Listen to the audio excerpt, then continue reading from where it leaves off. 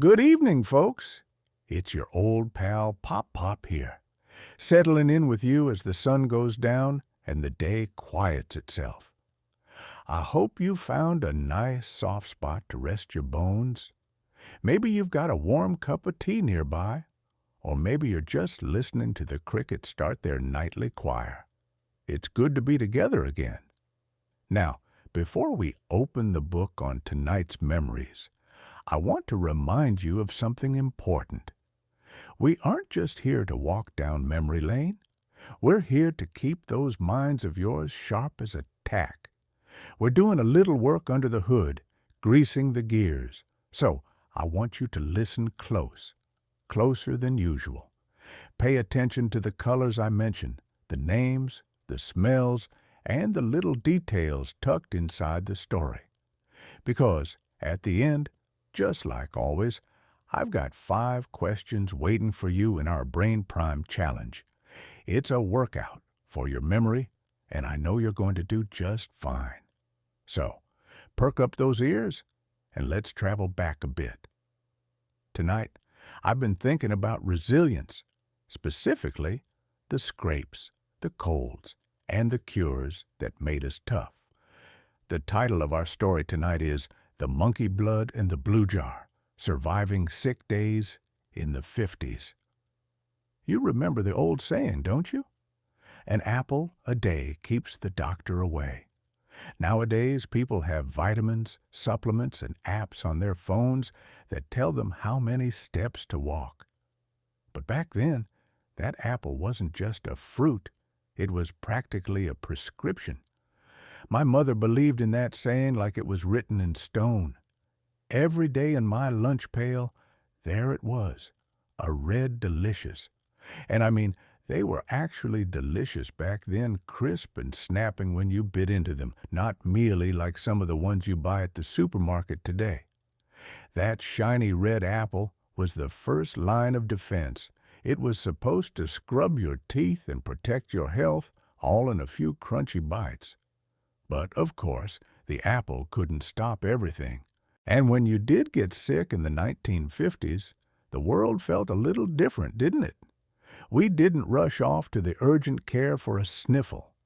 We didn't have the internet to scare ourselves silly by looking up symptoms. We had mothers, and we had the family doctor. I remember our doctor, Dr. Miller.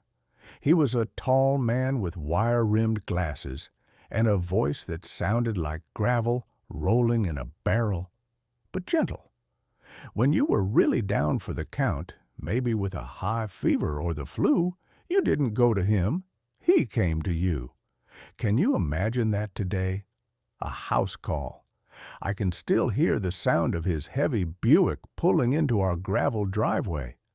The engine would cut, the car door would clunk shut, and then the doorbell would ring. He'd walk in carrying that black leather bag. I'll never forget the smell of that bag. It smelled like rubbing alcohol, old leather, and peppermint. He'd come into the bedroom where I was bundled up under 3 quilts, shivering. He didn't rush. He'd take off his heavy wool coat, roll up his sleeves, and sit right on the edge of the bed. He'd warm up the stethoscope with his hands before putting it on your chest. A small kindness that meant the world to a scared little kid. He'd tell my mother, "It's just a virus, Helen. Let it run its course." And letting it run its course meant we had to rely on the medicine cabinet. Oh, the horrors and the wonders inside that mirrored cabinet. Do you remember the monkey blood?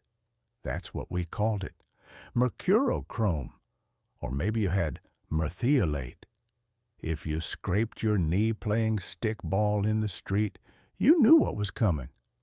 Mom would unscrew that little cap, and there was that glass wand attached to it, dripping with bright neon orange or red liquid.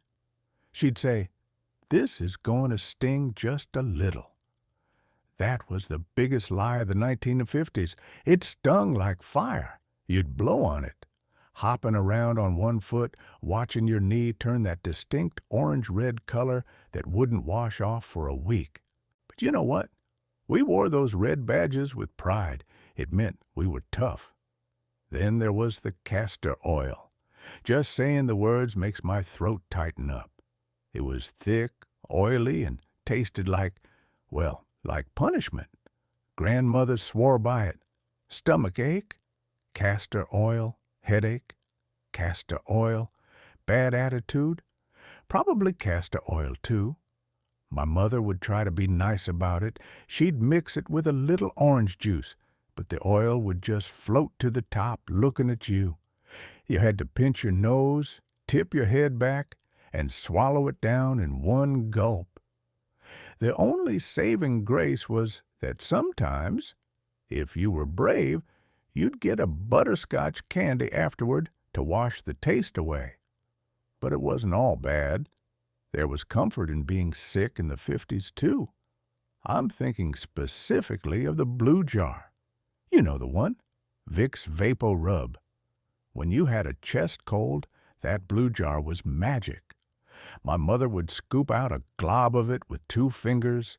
The smell of eucalyptus and menthol would fill the whole room instantly. It was a strong, sharp smell, but to this day I associate it with love.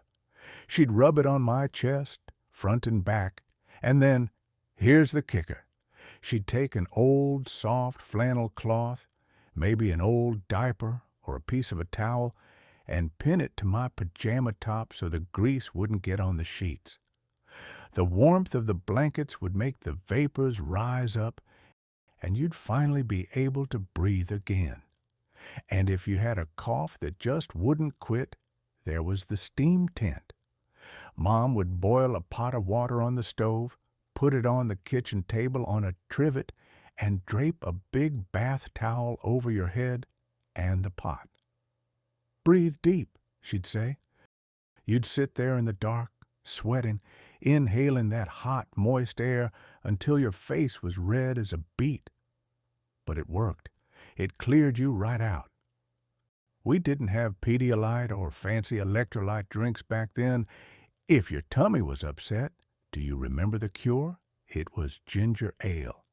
But not fizzy, cold ginger ale. Oh no, it had to be warm and it had to be flat. My mom would stir it with a spoon to get the bubbles out. She said the carbonation would hurt my stomach, so I'd sip on warm, flat soda from a small juice glass, nibbling on a saltine cracker.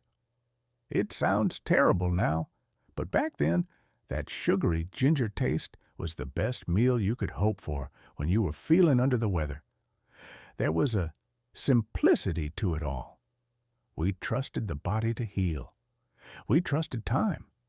We trusted that if we just stayed in bed, listened to the radio, and let our mothers fuss over us, we'd be back out playing baseball in a few days.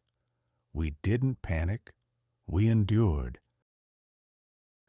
I think that's what made our generation so resilient. We learned early on that things might sting a little, like that Mercurochrome, but the sting goes away. We learned that sometimes you have to swallow something unpleasant, like the castor oil, to get better.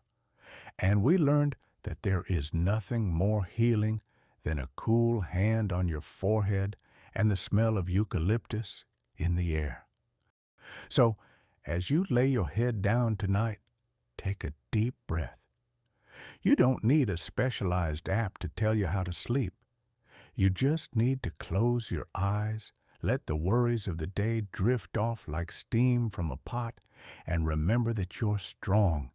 You've survived scraped knees, bad medicine, and cold winters. You're still here, and you're doing just fine. All right, folks, I hope that brought back a few memories for you.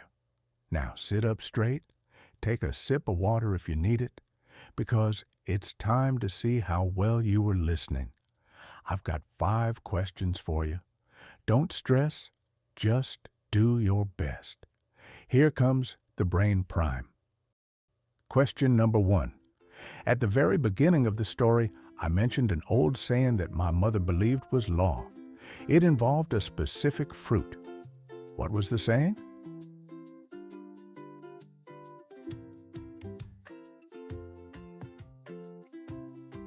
Question number 2. I talked about the family doctor making house calls. I mentioned the specific type of car he drove. Do you remember the make of Dr. Miller's car? Question number 3. We talked about that stinging medicine used for scraped knees, the monkey blood. It turned your skin a specific color. What color did I say the Mercurochrome turned your knee? Question number 4. When it came to chest colds, I described a blue jar of ointment that smelled like eucalyptus. What was the name of that famous rub? Question number 5. For an upset stomach, I drank a specific type of soda, but it had to be served in a particular way, no bubbles. What kind of soda was it? How did you do? Did you get them all? If you did, well, you got a mind as sharp as a tack. I'm proud of you. And if you missed a couple, don't you worry about it for a minute.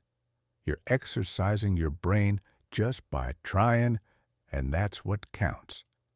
Try listening again tomorrow, or maybe share this with a friend and see if they remember the sting of that monkey blood.